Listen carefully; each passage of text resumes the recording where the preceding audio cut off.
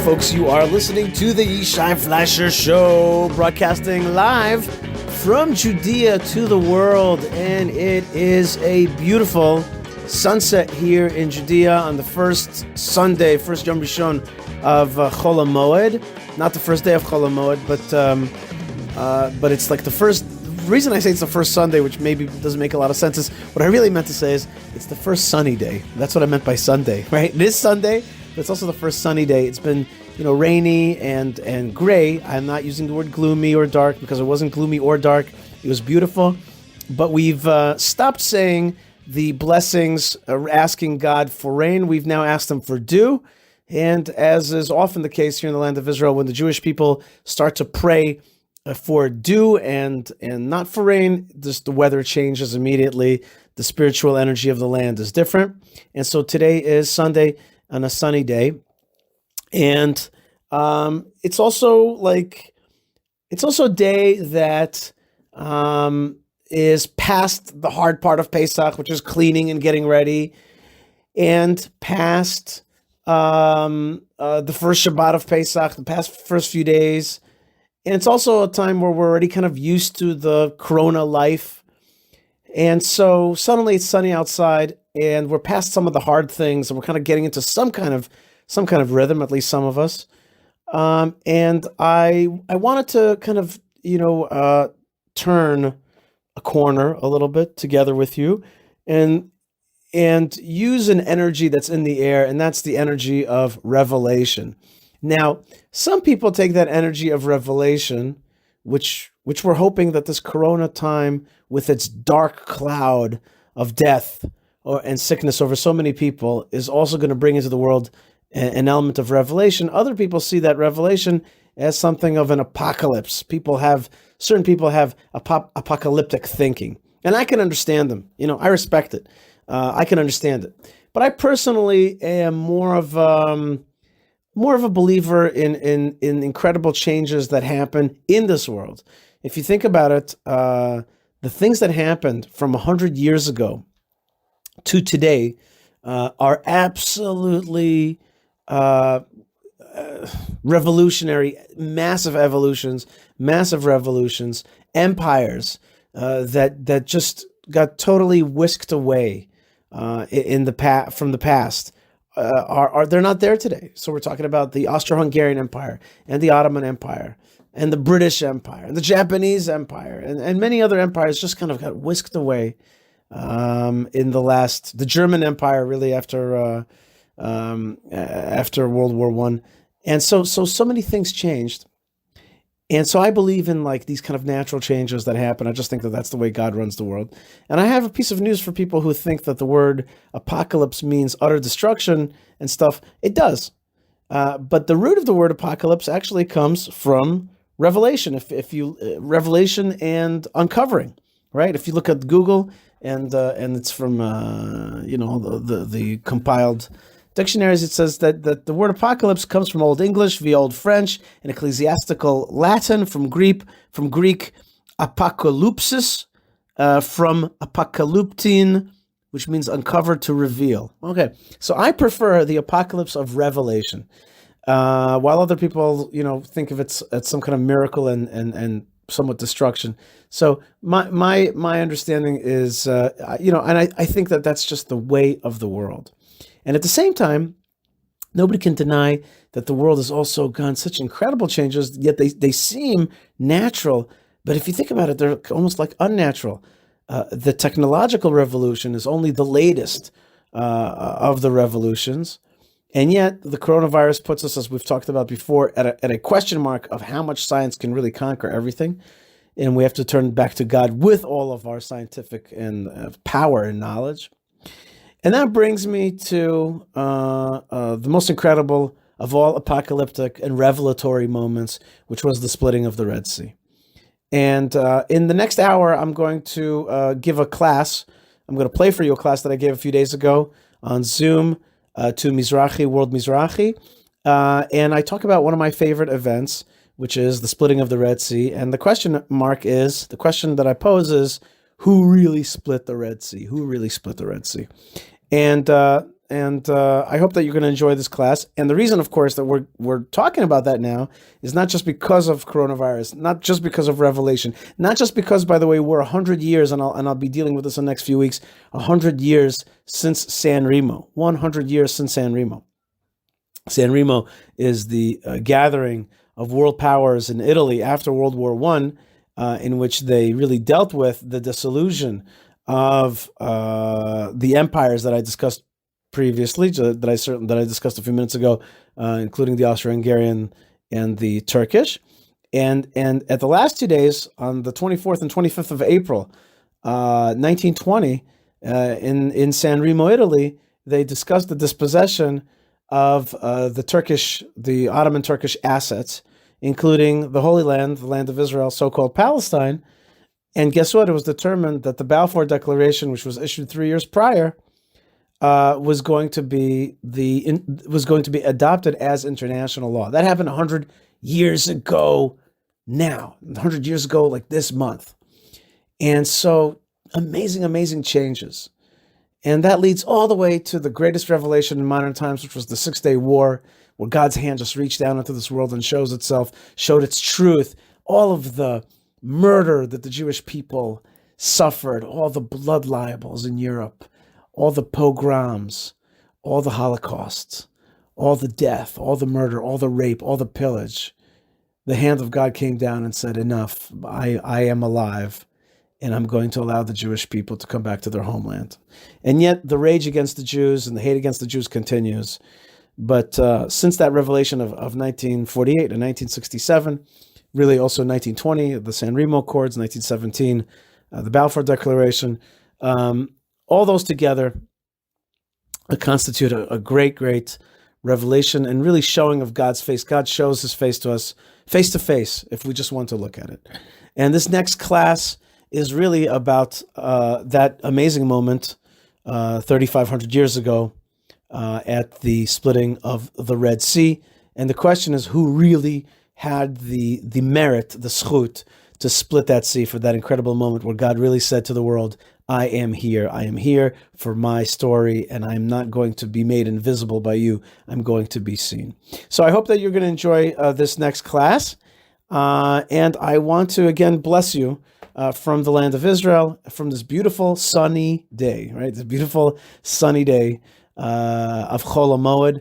And if you're sick, or if you know anybody who's sick, I want to really pray for you and say only healing, only strength, and may we again embrace, as one of the memes that's been going around, next year in person. All right, folks, here is my class to World Mizrachi about who split the Red Sea. Shalom, Yishai Fleisher here, and it is totally an honor and a pleasure to be here with you, and we're going to get ready for Pesach together. That's really fun, and I just want to say hi to all the good folks out there, and really to thank World Mizrachi for giving me a chance to do this. And we're also, we're all learning new technologies here and getting used to them, so I'm just doing a bit to understand this technology, and to really send out a signal to the world. And I guess we have to really thank Hashem for this wild time. We have to thank Hashem for the good and the bad. We have to serve him with our own Yetzer Hara, with our bad inclination, and also with during bad times. And there are great shuvot that were made during the Holocaust, lahavdil, and even now with this plague, with this makkah. We really have to serve Hashem as best we can, and to do it b'simcha as well. So it's no laughing matter. Certainly, it's no joke to have that to teach on a day like today, where it's really a day of mourning. But at the same time, we're getting ready for Pesach, and we have to get ourselves in the mood to feel that we're going to exodus out of this situation. We're gonna break out of this situation, if you will. So my name is Yishai Fleisher. I have the incredible zchut of being the international spokesman for the Jewish community of Hebron, and from time to time get to teach for Mizrachi, and I do a weekly radio show. I get to do some really neat stuff to move the project of the Jewish people forward.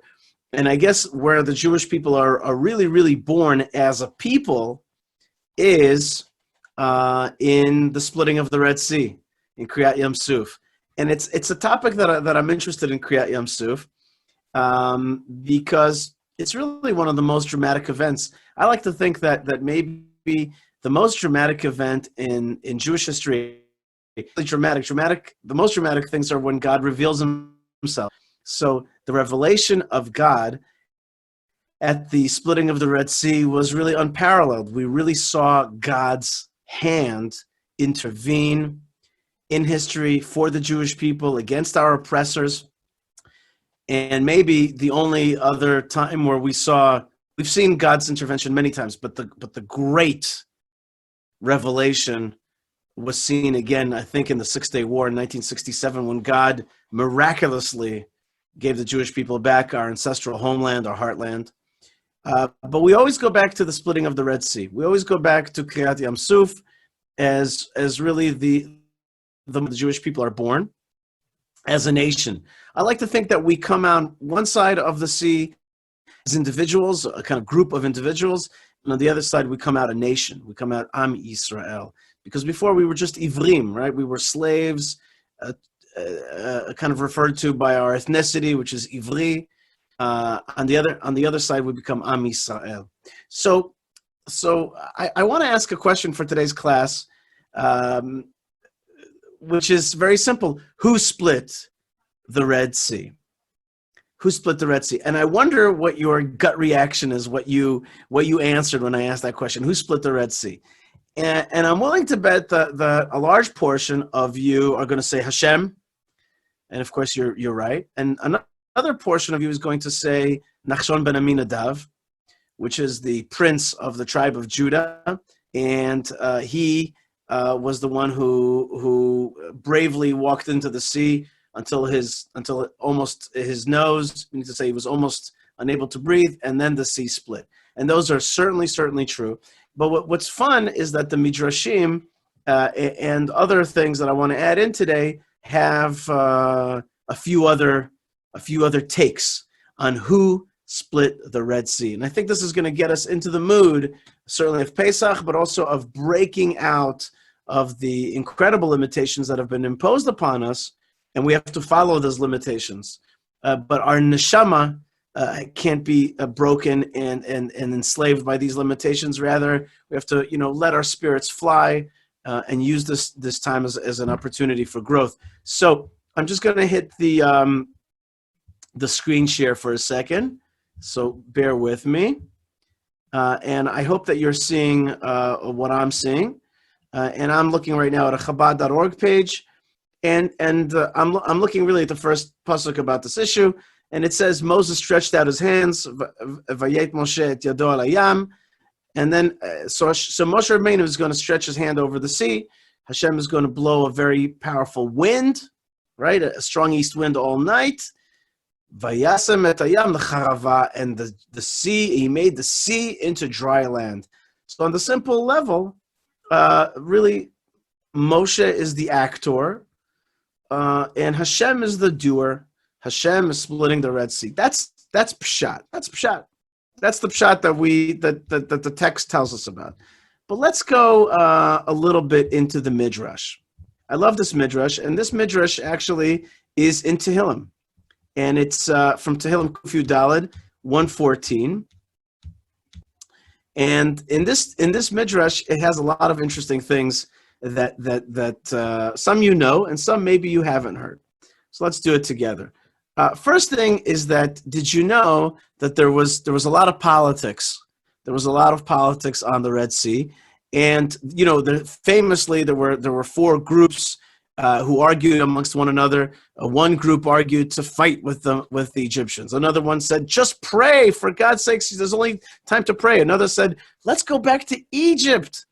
And another said, let's just jump into the sea and commit suicide. So everybody knows those kind of four groups. But what you may not know is that there was also a fight between Jews about who was going to jump into the sea in order to actually get it to split. So the Midrash says under the pasuk Hayta Yehuda lekadsho, כשהגיעו ישראל לים, when Bnei Israel came to the sea, היו עושים מלחמה זה עם זה. They made a war with one another. איזה שבט ירד ראשונה? Okay, who is going to really go down to the sea and make a Kiddush Hashem? And I'll skip a little bit. And it says, Vaya Binyamin Omer, Benjamin said, Ani ered tchila. ויהודה אומר, אני ארד תחילה. וכן זבולון וכן נפתלי וכן כולם, עד שנטלו אבנים ורגמו זה את זה. Reminds me a little bit of other bad situations in Jewish history where, like, at the toughest moment we fight. That's not the way to really do it. But the Jewish people all wanted the honor of going into the sea. And finally, who went in, says a different midrash we all know. Let's look at it here from a different source, from Masechet Sota, which basically says, Rabbi Yehuda Omer, that he says that they were all fighting amongst one another. Who's going to go down? Until mitoch shayu omdim v'notlin eitzah, everybody was discussing this. Kafatz Nachshon ben Aminadav, vayamehalech b'mayim ad shigiu hamayim ad chotmo. He walked all the way until the water got to his nose. That's the famous midrash that Nachshon ben Aminadav went in. Usually, the way we understand it is that Nachshon ben Aminadav went into the sea fearlessly vis-a-vis the Egyptians, right? He was not afraid of the and not afraid of the sea, not afraid of the Egyptians. But this midrash says no. Actually, it was about an honor. It was the fight over the honor. Who would go down to the Red Sea first? That's going to be a historic moment. Like, who's going to get off the first lunar landing, and who's going to get to say the big phrase? Who's going to be Armstrong? So it's like Nachshon ben Aminadav is like, I'm the proper person. So that's a little bit different already of a take, that instead of it being a bravery of battle, it was also a kind of determination that Judah is the first tribe that's supposed to go down. Okay, so that's very interesting. But let me go back to the text again and share with you, which I think the stuff that I find to be so fascinating. Not this one, this one. Okay, let's look here in the famous phrase, Hayam Ra'a Vayanos. We know that phrase because that's part of our what we say in the Hallel. Hayam Ra'a Vayanos. Hayarden Tisov Le'achor, right? Hayam Ra'a Vayanos. So says the Midrash, Mara'a. What is it that the sea saw? So the first thing is referring to what I was telling you about.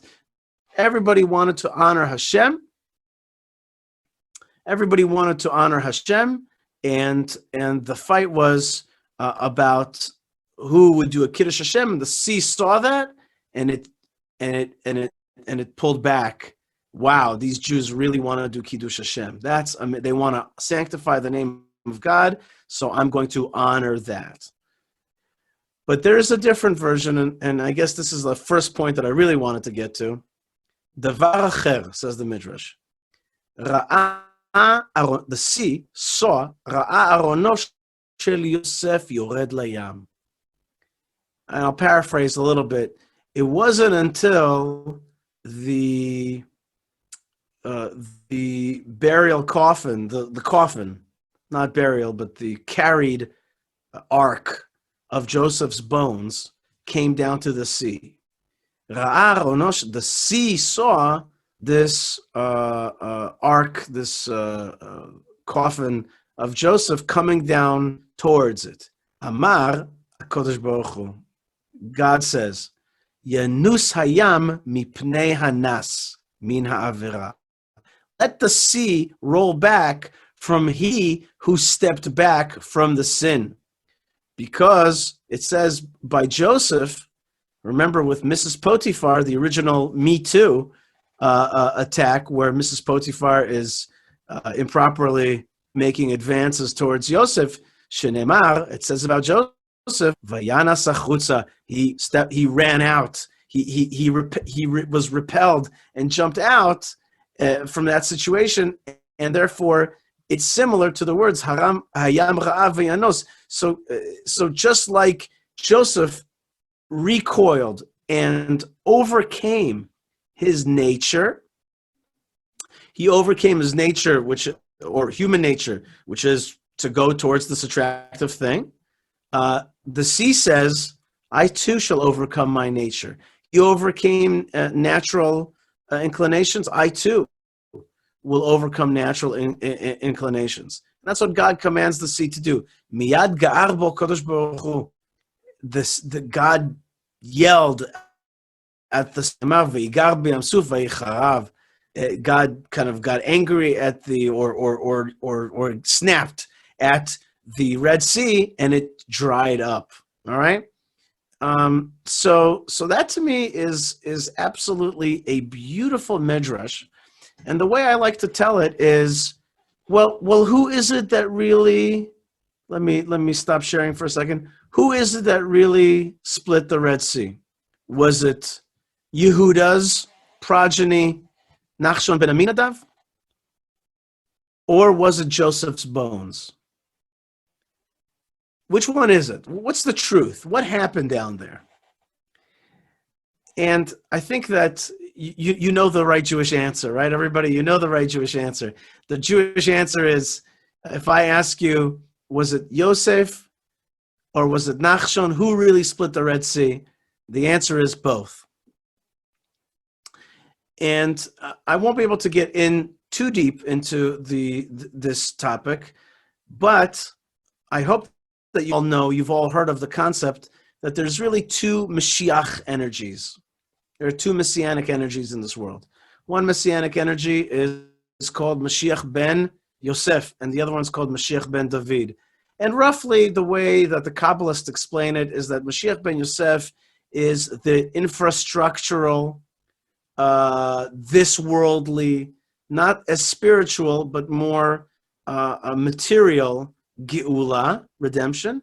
And then Mashiach ben David is more the spiritual content that fits into that Geula of the body first, and then within that goes into that vessel the Geula of the spirit.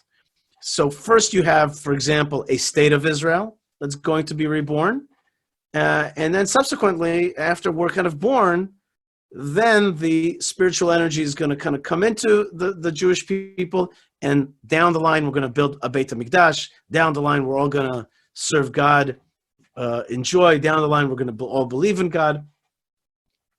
So at the moment of the splitting of the Red Sea, which is definitely a Mashiach moment, if there ever was one, this is the moment where we need some Mashiach energy, Mashiach now. Right? It's exactly that moment where there's the energy of Yosef and his bones, which are the righteous energy of Joseph overcoming his own nature, and also bending nature in this material world to his will.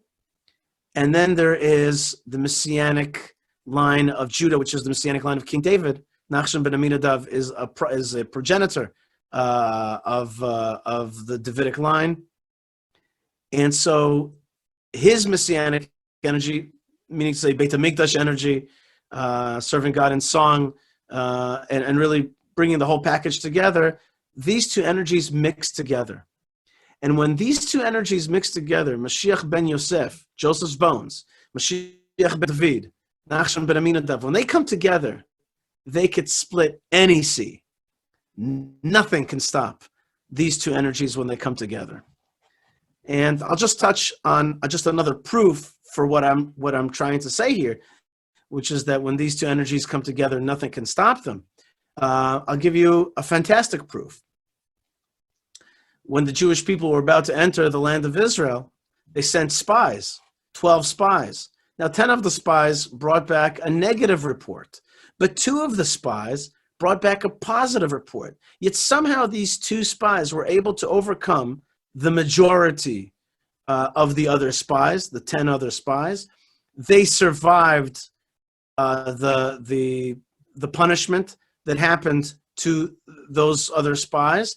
They also went in. Of course, I'm talking about Kalev ben Yefuneh and Yehoshua ben Nun. They went into. They stayed with the Jewish people for 40 years in the desert. Then both of them, these two original spies, led the Jewish people into battle, into the land of Israel, and were the conquerors of the land of Israel together.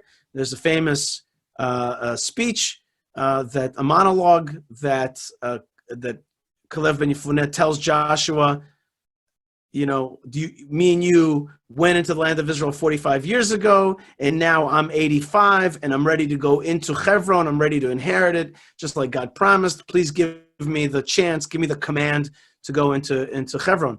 Why am I telling you this whole story? Because have you ever wondered how could it be that these two men were able to overcome the other spies and the bad attitude of the Jewish people, and were able to survive in the desert with them for 40 years, and then were able, as seemingly old men, to come into the land of Israel and conquer it for the Jewish people? Like, what is their secret? Well, their secret is, maybe, I propose to you that their secret is that Kalev ben Yefuneh is also of the progenitor of the Davidic line, and one of the first of the Davidic line, and that's Kalev ben Yefuneh, and Yoshua ben Nun is from the tribe of Ephraim, the beloved kind of tribe of the Joseph line, right? The Joseph son Ephraim. So basically, you have a Mashiach ben Yosef energy coming together with a Mashiach ben David energy, and when these two energies mix, nothing can stop these two spies from succeeding and then leading the Jewish people into victorious taking the land of Israel. Victory in battle and spiritual victory of overcoming all the other spiritual challenges. So my proof to you is that when these two energies line up, and at the Red Sea they line up together, Nachshon ben Aminadav and the bones of Joseph, boom, the sea is going to split.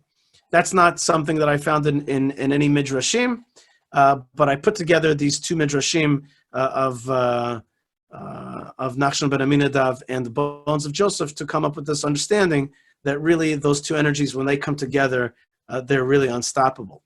Okay, so let's just review. We had the obvious, who split the Red Sea? The obvious answer is God split the Red Sea. You learned that in kindergarten. It's not tricky. It says it right in the book. It says it black on parchment, easy enough to understand. God split the Red Sea. Who was his agent? Moshe Rabbeinu. Fine. But then the Midrashim are going to tell us that the Jews were arguing who would have the honor of going down first. And in the midst of all that argument, Nachshon ben Aminadav, cut through the bureaucracy and was able to jump into the Red Sea. Beautiful. But then we took a different tack and we discussed Nachshon ben Aminadav being coupled with what we learned was the coming down to the seashore of the coffin of Yosef.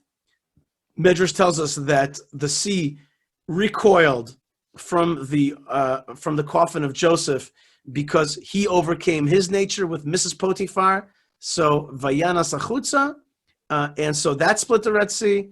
And then I put it together that maybe these two separate midrashim, one about Nachshon ben Aminadav and the other one about the bones of Joseph, they can be brought together and understood as two energies that split the Red Sea, Mashiach ben Yosef and Mashiach ben David. Good. So that was a good review. Now, we're not done. We're not done. Because there's a few other takes that I want to share with you. Some of them are very beautiful. Let's go back to the text. Let's go back to the words of Bishalach.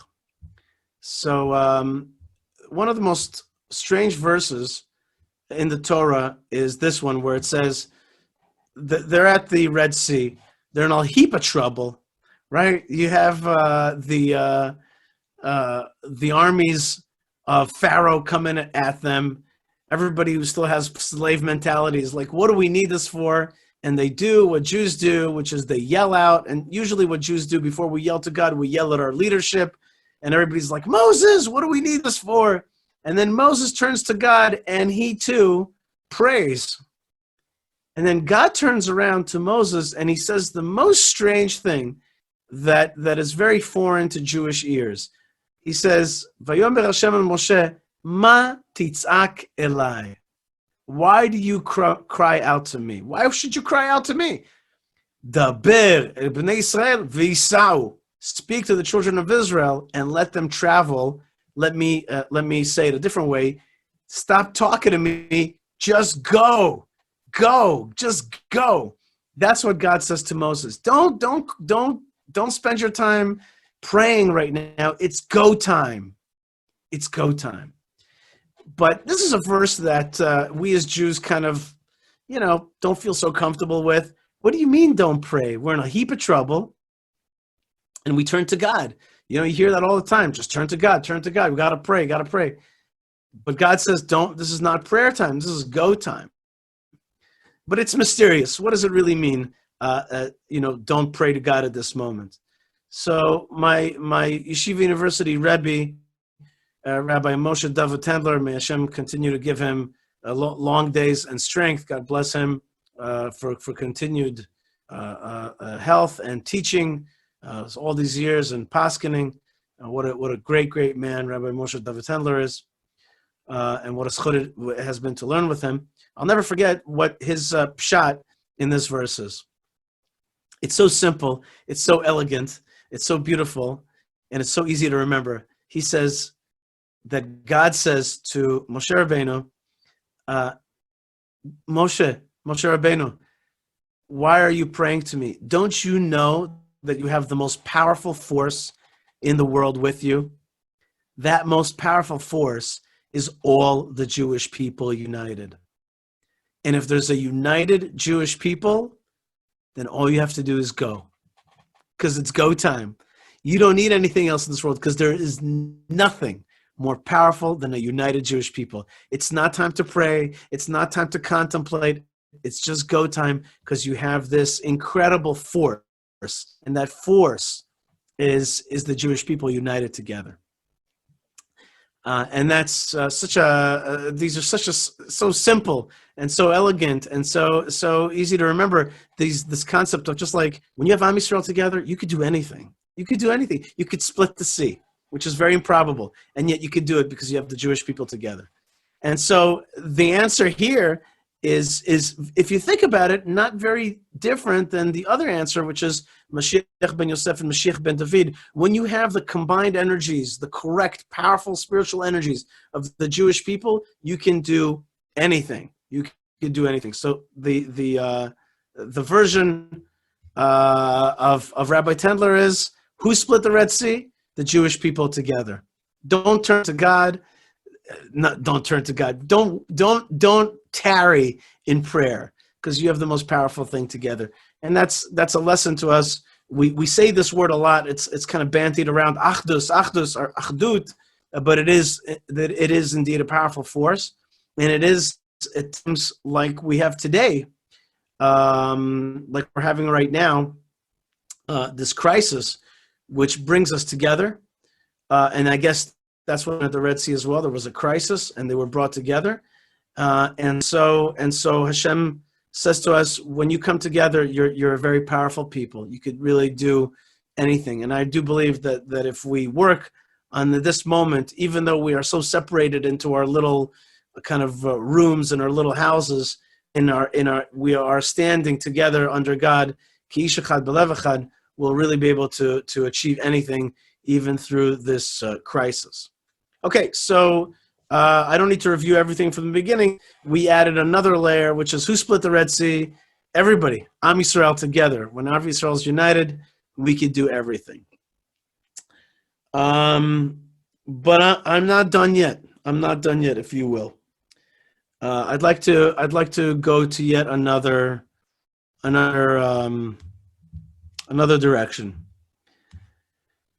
So we're back to the text here, and there was a few other versions of the Midrash. I'm not going to go through it now. I want to go to a different mahalach for a second, a different way of looking at things. And I want to go back to the story of Abraham, Avraham Avinu. And even before he was Avraham Avinu, he was Avram, he was Abram, and he was a great preacher. He had a ministry, and God told him, the first thing that God told him, as the Chalban explains, the first time that we meet Avraham Avinu, we meet Avram, and God says to him, Lech lecha, go to the land of Israel. Therefore, the land of Israel and Abraham and Jewish peoplehood are inextricably linked. And so Avram is going to be Avraham, and he's going to bring the Jewish people to the land, and he's going to receive a promise from God to bring us to bring us to the land of Israel, and that we'll inherit the land of Israel.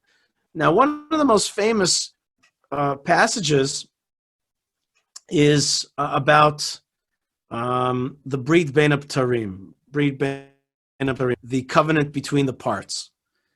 Now, I think that sometimes in Judaism we have these sections that are so important, but they're so weird, we tend to skip over them. We tend to kind of not delve too deeply into them because they're a little bit beyond our comprehension. We kind of chalk it up to I don't know if I'll ever really fully understand this. And Brit Bein HaBetarim is one of them. And you know that Brit Bein HaBetarim, the covenant between the parts, is important, but you just don't always understand the language, exactly what it's trying to say. So let me say it outside of the text, and then we'll jump into the text. Basically, Abraham asks for proof. God, how will I know that I will inherit the land? And what God says to Abraham, he says, okay, I will. There's two promises. There's the promise to inherit the land and the promise to have a child who will continue the line of Abraham. Those are related things. But in this case, how will I know that I will inherit the land? God says, no problem. I'll give you a proof. And here's the proof. Here's the vision. And this is going to be the covenant between the parts.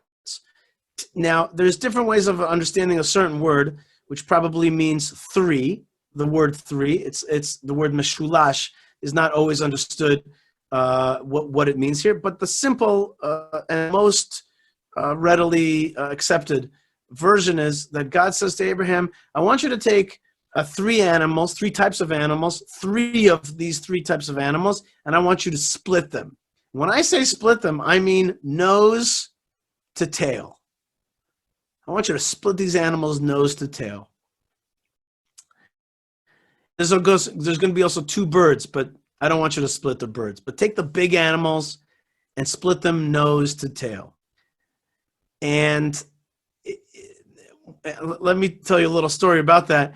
On my final day at Yeshiva College, Rabbi Chaim Angel, we had a Bible final.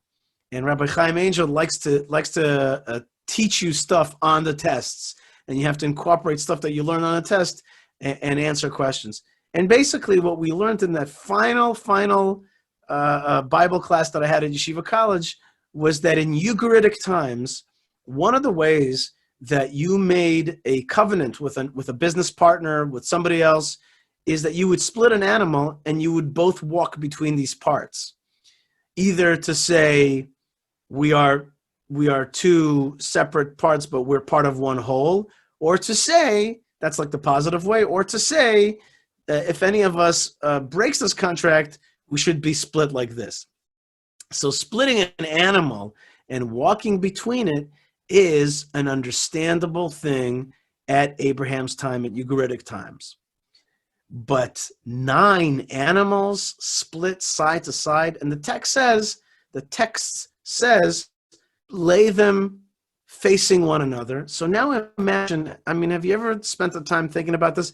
Imagine 9 beasts, 9 animals split nose to tail, and you having to walk through that. That's pretty gruesome, right? That's pretty gruesome. There's a lot of blood and guts there. That's 9 animals. Think of big animals. We're talking about, we're talking about 15 feet worth of animals, 20 feet worth of animals. It's a long, and I'm getting somewhere with this, so bear with me. All right. So that's a long promenade of animals, of animal parts that you have to walk between. And then God knocks Abraham out. He kind of puts him to sleep. And then he tells him, your children are going to be slaves in a land not theirs for 400 years, and they're going to come out with wealth, and they're going to come out with a strong arm and with wealth. And he gives him, what is he basically telling him? He's giving him the vision of Egypt, right? Of the Egyptian enslavement, right? We all understand that. But let's go to the text itself for a second, because I want to show you something that I think is so important. So, as I was saying to you before, Vayomer Hashem, Abraham says to God, Vayomer Adonai Hashem, B'ma eda ki yirashena. How will I know, Hashem Elokim, how will I know if I indeed will inherit it? So God says to him, take the three animals, and the three threes, and split them. And then there's this famous part that the vulture comes down. I'm not going to get into that now. What I wanted to get to is the next part. V'hi hashemesh lavo. The sun was setting. V'tardema nafla al Avram. And a deep sleep fell over Abraham. Avram, before he became Abraham. V'hine ema chashecha gdola nofelet alav. A dread, a deep dread, and a darkness fell over him. Vayomer LaAvram, God says to Avram, Yado teda, you shall certainly know, ki ger yezarecha be'eretz lehem, for your children, your seed will be a stranger in a land not theirs. Ve'avdum, and they'll serve them. Ve'inu otam, and they'll be subjugated. Arba me'ot shana, 400 years. Ve'gam et goy asher yavdu dan anochi. And I'm going to judge that nation that's going to enslave your children. But when they leave, they're going to leave with great wealth. Okay, he says, but you're going to be buried in a good ripe old age, and they're not going to come here till the fourth generation. Fine. That fourth generation, by the way, is Kalev ben Yefuneh, according to Rashi. Here's the part that is so important for us, because remember the question that I'm asking today. I'm asking the question of who split the Red Sea. Check this out. The sunset, Valta, it covered over. Tanur Ashan. And here comes a smoke of a kiln oven. So very smoky. I saw once an article about this. Just means a very thick white smoke. So here he now sees a white smoke, a deep smoke coming out of this chimney. Vilapid esh, and a fiery pillar. Asher avar bein agzarim ha'ele, which passed between these parts. So what is he seeing? He's seeing a pillar of smoke and a pillar of fire going between these parts. Which parts? The parts of the animals that are laid out there, right? Remember, 9 animals, split head to toe. It's a gruesome sight. And suddenly he sees a pillar of fire and a pillar of smoke walking between them. What is this thing? Well, I offer to you that what he was actually seeing was a prelude, a YouTube clip, a mini prophecy vision of the splitting of the Red Sea. He was told that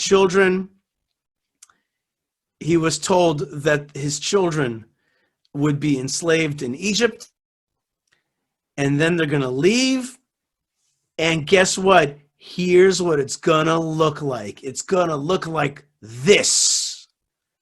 It's going to look like this. And it's so hard to imagine. How could you possibly imagine what the splitting of the Red Sea is going to look like? It's going to look something like this. There's going to be walls that are going to be just awesome, awe-inspiring walls like these split animals. And then a pillar of fire and a pillar of smoke is going to be walk between these things. And then back to the text. And he says, Bayomahu karat Hashem et Avram brit. That day, Hashem made a covenant with Abraham, saying, I gave your offspring this land from the river of Egypt, maybe the Nile, to the great river, the river Euphrates. And then I'm going to give you the land and the 7 nations that you will inherit. But basically, I'm going to enslave your children. And then they're going to be there for 400 years. They're going to be enslaved in Egypt. They're going to be there for 400 years. And then they're going to come out, and it's going to look something like this. And there's this, like, if you read it right, you're like, there was a dread and awe and an awesome sight. And he saw it. He saw the whole thing. And now you understand what that whole story is about. Why would you split the animals? And then why is there a pillar of fire and smoke? Oh, he saw a vision of the splitting of the Red Sea. That's what God gave him at that moment. And he said to him, right back to first principles, not only are you going to have offspring, you're going to have a nation. And they're going to be born at this minute, at this birth canal. Will the nation come out on the other side, the nation of Israel? So back to our original question, who split the Red Sea? Who split the Red Sea? So in my mind, it was God, but it was the promise to Abraham. It was the promise to Abraham that God made so many years before that and told him, this is what it's going to look like. I promise you, this is what it's going to look like. And so Abraham is working, having the merit to work in Hebron, the Jewish community of Hebron, which is the keepers of the tomb of the fathers and mothers, the Machpelah. We always go back to the principle of Abraham, the person of Abraham. And so in my mind, Abraham is one of the splitters, is the original splitter of the Red Sea. And let's put it all together, because if you just put it all together, it all makes so much kind of sense. Abraham is given a vision that his children will inherit the land of Israel and he will have offspring. And he's told that they're going to be enslaved and they're going to come out, and this is what it's going to look like. It's going to look like this. They get to, and then fast forward to actual Egypt. They get to Egypt, and they're at the sea, and they realize it's a humongous moment. So they're battling for who's going to have that great honor to be remembered as the person who jumps into the sea. Nachshon ben Aminadav, which is really a scion of King David. He is the Mashiach that saves the Jewish people, but that's not the full story. The full story is actually there are 2 Mashiachs that make it all happen, and those Mashiachs are Mashiach ben Yosef and Mashiach ben David. When those 2 energies come together, then you have the power to split the Red Sea. So you need a certain unity of the Jewish people to make it happen, and the best energies of the Jewish people come forth in order to split the Red Sea. So we have Abraham towards to fast forward to the Red Sea, and you have Nachshon and Yosef. Yosef, because of his righteousness, that he overcame Mrs. Potiphar's advances. Nachshon ben Aminadav with his courage and his forthright energy of the honor of God, of Kiddush Hashem. The sea sees that the Jewish people are battling to honor God's name. The sea splits. It also sees that there's this righteous man that overcomes his nature, Yosef. The 2 energies come together, and then the other version is what Rabbi Tendler said, which is Matitzak Elai, the Jewish people are united. You have them all together. Nothing is more powerful than that. Nothing is more powerful than that. Than when the Jewish people are united in dread and also in joy of serving God, wanting to honor God, And that is a powerful combination. And the sea splits. The sea splits, and then it becomes forever a sign for us. The sea splitting itself, first thing, is an unparalleled time of prophecy. All the future is seen at that moment, according to the Midrashim, and all the challenges, and even the coronavirus and all these things. He sees it all forward. He sees the great challenges. He sees the great challenges of the Jewish people. And they walk through that sea, and on the other side, they come out of that sea. And what do they do when they come out of that sea? What do Jewish people do? When we have victory, which is nitzachon, which comes from us being an eternal people, which is am hanetzach. What do we do on the other side of the Red Sea? We sing. We do shira, which is also netzach, as in lemnatzech mizmor leDavid, the conductor.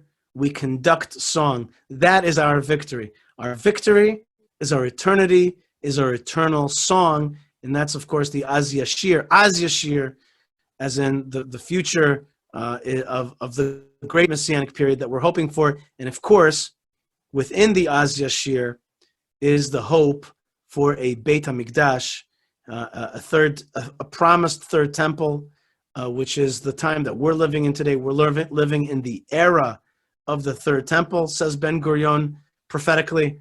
Tkufat Beit HaShlishi, we're in the era of the third temple, and we are approaching a time where that's going to be a reality.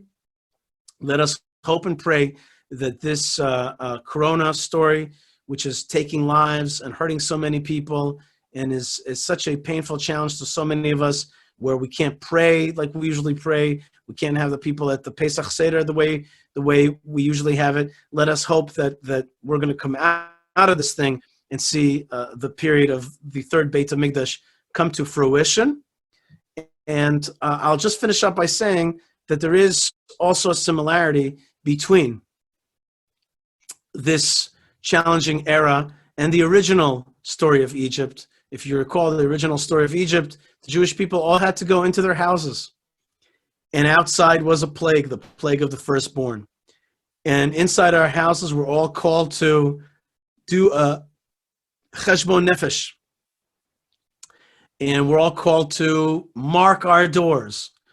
And then we're all called to really do tshuva and to have our Pesach inside of our homes. And then when we come out, we slaughter that Paschal lamb, the Korban Pesach, and then go towards the Exodus and towards the splitting of the Red Sea. Meaning to say that with this time of great challenge is also potentially a time of great opportunity. Yes, we're in our homes right now, but Bezrat Hashem will come out, we'll do that Korban Pesach, and come to a time of great Geula. I want to, again, thank Mizrahi for hooking this up, and Rabbi Tarragon for ordering all this. My friend Yaakov Siegel, who is manning today's, he's hosting me here on the Zoom Facebook platform. I want to thank you. And I want to thank really all of you up there. And also, that's right, there's Yaakov, I see him. And I also want to thank thank you, John. Rabbi Hillel Van Leeuwen and Rabbi Doron Perez at Mizrahi for doing such a great job of sending Zionism, a message of Torah and Zionism and Torah, they're really the same thing, right? Eretz Yisrael and Am Yisrael and Torah Yisrael, it's one and the same. It's really all Avodat Hashem sending out to the world. And I also want to pray for so many people, including Baruch Ben Leah, the great artist Baruch Nachshon, who went to surgery today. And there's so many more people that today's learning should be dedicated for. Let us just say, betoch Shah Cholei Israel, like all the mitrapim, all the people that need so much healing right now, and our neshama and our soul needs so much healing because of the pain, the agony and the pain. And Bezrat Hashem will come out of this, closeness and into a time of great revelation and great hatzlacha for Am Yisrael. Thank you again very much, and shalom, Laila Tov, and happy and kosher Pesach. Thank you again. All right, folks, we're back here on the Yishai Fleisher Show on the Land of Israel Network. I really want to thank you so much for being with me today. I also want to thank Ben Bresky, Moshe Herman, and Tabitha for getting the show out to the world. I want to thank all of you who have written in, and I want to ask you to write it even more, yishai@thelandofisrael.com. Go to my website, yishaifleisher.com. Sign up for my weekly email. Moshe puts out a great email. We have a lot of content every week. Give us a thumbs up rating wherever you listen to the podcast or wherever you see your stuff. Give us a few stars. Give us a thumbs up rating. We really appreciate it. Write me an email. I'd love to hear from you. If you can, donate. It makes a humongous difference. My good friend Jake just decided to donate $18 a month. You know what? It makes a tremendous difference for us. And I think that as other podcasters, like Joe Rogan says, other podcasters, they say, if you saw me in the street, you may want to buy me a cup of coffee. You may be moved to. I'm not asking you for it, of course, but you may be moved to. And so the same way that cup of coffee at Starbucks, would cost you, I don't know how much. So would it be, if this podcast is worth it for you, if the things that we do are worth it for you, please help us continue to do it. It really makes a big difference. That's at yishaifleisher.com. And I want you to support all of our friends if you can. Support means so many different things. Just watching something is a support, just watching somebody's video. But certainly Hebron Fund is an incredible organization that keeps the Jewish community of Hebron alive. We are strengthening Judea. We are the capital of Judea. And we are trying very much to continue to strengthen the whole region of Judea. So help us at hebronfund.org. Of course, when Corona's out, come and visit us on our weekly tours. And we'll be doing virtual tours soon. Check out Tchelet. I so much believe in Tchelet, Tekhelet. True blue Jew string. The biblical blue string is back. That's my new line. Biblical blue string is back. I'm gonna write that to the Tchelet people. That's my new line. Biblical blue string is back. And we have other friends as well. Certainly the Land of Israel Network. JewishPress.com puts out a show every single week. I really, really appreciate what they're doing. JewishPress.com, a great news source with a lot of news and commentary, and has the best email. I named the email many years ago. That I actually came up with a name. It's called the Jewish Express. Right? Jewish Press sends out the Jewish Express. That was my one of my contributions. And we have other great friends. For example, the folks that make great Lego at JBrick. So check out JBrick, and there's a lot of Jewish Lego at JBrick. There's a lot of, what do we say? Biblical blue string is back at Tchelet, Tekhelet.com, hebronfund.org, thelandofisrael.com, and of course, yishaifleisher.com. So many ways to connect and be really, really part of it. Be super, super alive and awake in this time where the world is hibernating. How does it say in Shir Hashirim? Ani yeshena v'libi er. I am asleep, but my heart is awake. I know that your heart is awake wherever you are. Stay tuned, stay connected. Lots of love from the Land of Israel, and shalom.